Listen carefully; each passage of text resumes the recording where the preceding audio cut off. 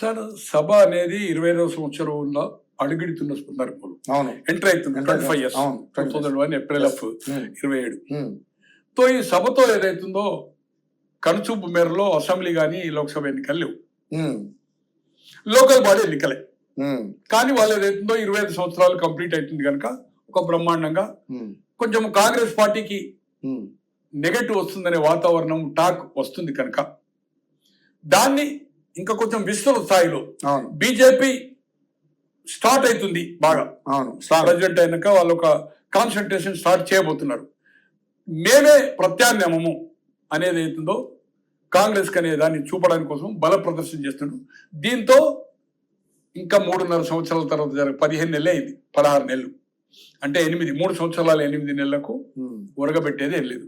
స్థానిక సంస్థల ఎన్నికల్లో మళ్ళీ నెంబర్ ఆఫ్ టైమ్స్ మాట్లాడుకున్నాం మనం.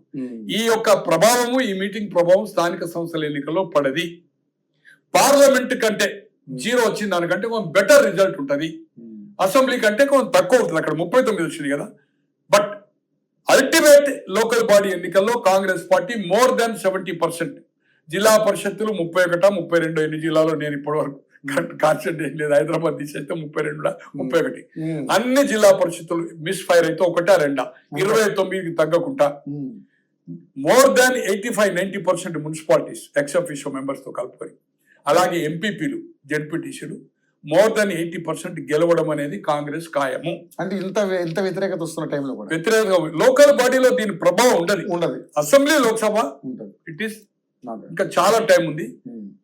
బట్ ఇదే కిచ్చినట్టుంటే మాత్రం కాంగ్రెస్ మాత్రం చాలా కష్టం, చాలా అంటే చాలా కష్టం. కానీ ఎందుకు తెలుసుకోలేకపోతున్నారు సార్? ఇప్పుడుండే సర్వేల ప్రకారము, పలు సర్వేలు, ఎమ్మెల్యేల గ్రాఫ్ కానీ, మంత్రుల గ్రాఫ్ కానీ, జరిగే అవినీతి కానీ, తర్వాత వీళ్ళ మంత్రివర్గం కీచులాట కానీ, రేపు ఈ మంత్రివర్గం పూర్తయిన తర్వాత కులాల కీచులాట, మళ్ళీ ఏదైతుందో దింపుడు గల్లము, ఎక్కిచుడు గల్లం అనేది స్టార్ట్ జిల్లాలో గ్రూపులు.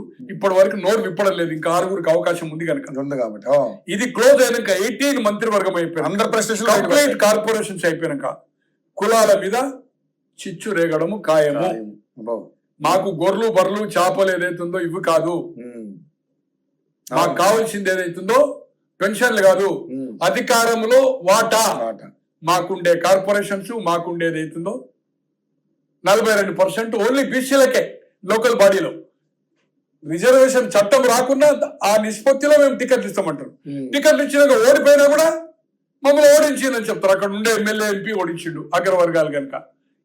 ఇక మంత్రివర్గం ఎప్పుడైతే పూర్తి అవుతుందో అప్పుడు 78 నుంచి 83 ఏం జరిగిందో, 89 నుంచి 94 ఏం జరిగిందో కీచులాటలు, దానివల్ల పార్టీకి 2 సార్లు ఏం నష్టం జరిగిందో 83 కానీ 94లో కానీ సేమ్ పరిస్థితి ఇక్కడ వచ్చే అవకాశం ఉంది. తస్మాత్ జాగ్రత్త. అధికారం ఎవరికి శాశ్వతం కాదు. కొంచెము ఒళ్ళు దగ్గర పెట్టుకొని బాడీ లాంగ్వేజ్, మంత్రులు, ముఖ్యమంత్రులు, డిప్యూటీ ఉప ముఖ్యమంత్రులు శాశ్వతం కాదు, మళ్ళీ దిగి రావాల్సిందే, మళ్ళీ రోడ్ల మీదకి రావాల్సిందే. అవును, కానీ ఎంత కోట్లు సంపాదించినా కోట్ల మీదకి తీసుకొని పోలేవు, చరిత్రహీనులుగా మారుతపోతారు. ప్రవర్తన మార్చుకోండి, బాడీ లాంగ్వేజ్ మార్చుకోండి, ప్రజలకు, కార్యకర్తలకు అందుబాటులో ఉండండి, కరప్షన్ తక్కువ చేసుకోండి. ఇచ్చిన హామీలు అమలు చేయలేరు, కొన్ని అయినా చేయడానికి ప్రయత్నం చేయాలంటే కరప్షన్ తక్కువ చేసుకోండి, ఇన్కమ్ ని పెంచుకోండి, ప్రచారం ఏదైతుందో తగ్గించండి.